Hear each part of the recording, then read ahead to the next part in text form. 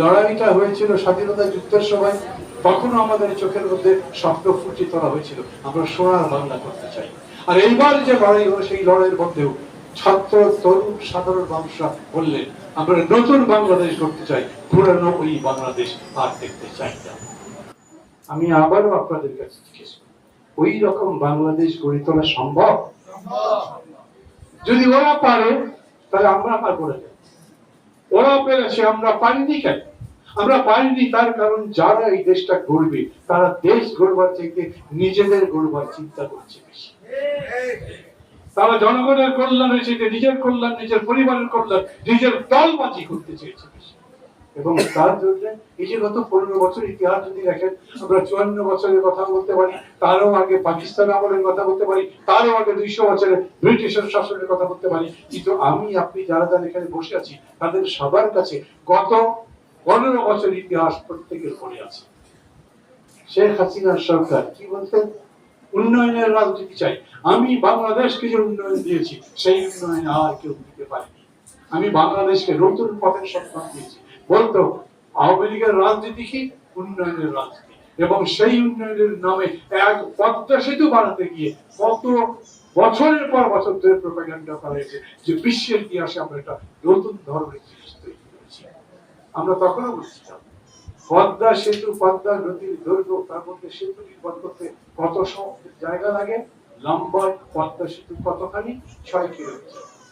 6 কিলোমিটারে এই ব্রিজ নির্মাণ করতে ব্যয় কত হয়েছে তারা বলেছে? অন্তত পক্ষে 40,000 কোটি টাকা। আর আমাদের পাশেই আছে ভূপেন হাজারিকা সেতু, আসাম এবং অরুণাচল প্রদেশের মধ্যে। নদীর দৈর্ঘ্য হচ্ছে 9.15 কিলোমিটার। সেটা তারা করেছে 1186 কোটি ভারতীয় মুদ্রা দিয়ে, ইউরোপীয় রুপি দিয়ে 1186 কোটি। আর এটা 40,000 কোটি টাকা। ভেবে দেখেন, মাত্র 6 কিলোমিটার লম্বা একটা। বাকিগুলো কি লুট করেছে, কতখানি লুটপাটের চেষ্টা করা করেছে। আর সবচেয়ে বেশি কমন আপনাদের বলে থাকবে, এই আন্দোলনের মধ্যে দুটো মেট্রো স্টেশন ধ্বংস করা হয়েছিল। কিভাবে হয়েছিল সে আলোচনা করতে যাচ্ছি না। এই মেট্রো স্টেশন দুটো পুনর্নির্মাণ করতে কত টাকা লাগবে শেখ হাসিনা বলেছিলেন? 300 কোটি টাকার মতো। কেউ বলেছে 400 কোটি টাকা। কত টাকা দিয়ে বানিয়েছেন? 30 কোটি টাকা। তার মানে ওনার গন্তব্য ছিল যদি ক্ষমতায় থাকতেন তাহলে 400 কোটি টাকা বা 300 কোটি টাকা বিল করতেন, 30 কোটি টাকা দিয়ে বাড়তেন, বাকি সব টাকা চুরি করে নিয়ে চলে যেতেন।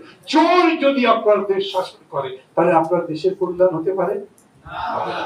অতএব আমরা প্রথমেই বলছি, এই যে এত বড় লড়াই, সবাই যখন বলছেন এই লড়াইয়ে যারা যারা আত্মত্যাগ করেছেন, যে শহীদরা জীবন দিয়েছেন, সেই শহীদের আত্মত্যাগের মূল্য দিতে হবে যথার্থ, সেই শহীদদের স্বপ্ন বাস্তবায়ন করতে হবে। তখন আমরা বলছি সেই স্বপ্ন বাস্তবায়ন করতে পারে সেই রকম একটা সরকার যদি ক্ষমতায় যেতে পারে। পালিয়ে গেছেন শেখ হাসিনা, কারণ তার পালানো ছাড়া তো কোনো পথ ছিল না। উনি যদি না পড়াতেন তাহলে তার হাড্ডি মাংস পাওয়া যেত না বাংলাদেশে। যারা বলে না, যারা বলে এখন শেখ হাসিনা আবার কোনোদিন ফিরে আসবেন, আমি তো বলি পারলে আসেন।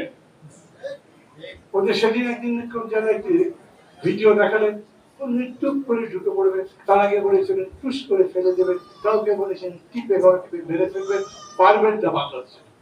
ওই জায়গায় বিদেশের মাটিতে পৃথিবীর কেউ তাকে জায়গা দেয়নি, সবাই তাকে জানে সে একটা লুটেরা, সে খুনি, সে ফ্যাসিস্ট এবং তার দল বাংলাদেশের গণতন্ত্রের সমস্ত কিছু দর্শক।